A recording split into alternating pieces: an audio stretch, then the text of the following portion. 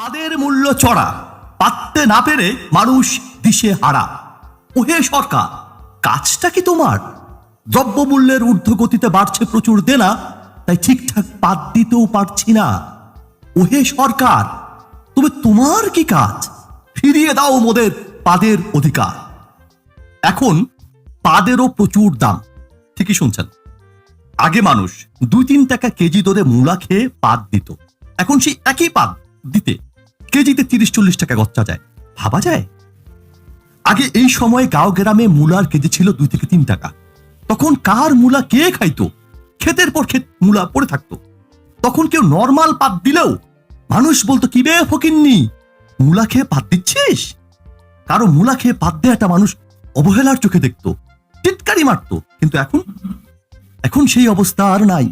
দ্রব্যমূল্যের ঊর্ধ্বগতিতে গাঁও গ্রামের মূলাই এখন 30-40 টাকা কেজি, শহরে তো আরো বেশি, 70-80 টাকা। এখন আমার মতো গরিব মানুষ মূলা খেয়ে পাদও দিতে পারে না। মূলা খেয়ে কেন? আমার মতো মানুষ তো আর পাদই দেয় না, দিবে কোত্থেকে বে? বাজার থেকে কিছু কিনে খাইতে পারলে তো পেটে পাত জমবে। পেটে খাবারই নাই, আবার পাত। দেখুন, এই পাত নিয়ে নাক ছিটকানোর কিছু নাই, এটা সবাই দেয়, আপনিও দেন। এখন খুব ছোট্ট করে জেনে নেই এই পাদের হালকা বিবরণ। পাত কাকে বলে?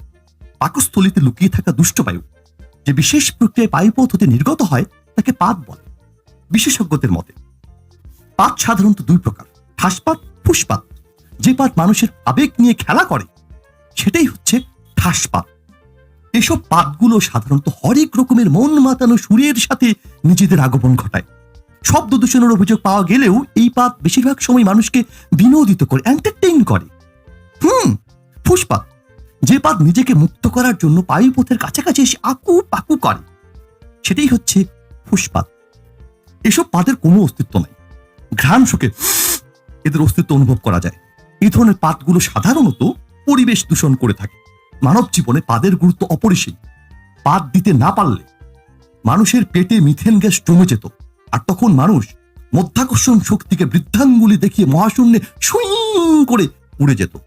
আসুন, আমরা সবাই পাতকে জাতীয় বায়ু হিসেবে ঘোষণা করি। নতুন বছর আসছে, পুরনো বছরের সব খারাপ স্মৃতিগুলো পাদের সাথে বেরিয়ে যাক। আসুন, আমরা সবাই সব ভেদাভেদ ভুলে গিয়ে পাদাপাদির বাদাবাদি শুরু করি। শাহবাগে স্লোগান উঠুক, আমি পাদ দিচ্ছি, আপনি দিচ্ছেন তো। এবার তাহলে একটা কবিতা হয়ে যায়। পাদে পাদন্তি, পাদে শান্তি, পাদ নাই যার ওরা কপাল তার। আরেকটা কবিতা হয়ে যায়। বন্ধু ভেবে পাদ দিয়েছি, মাইন্ড করেছো তাই না? মুচকে করে একটু হাসো, পেঁচা মুখটা চাই না।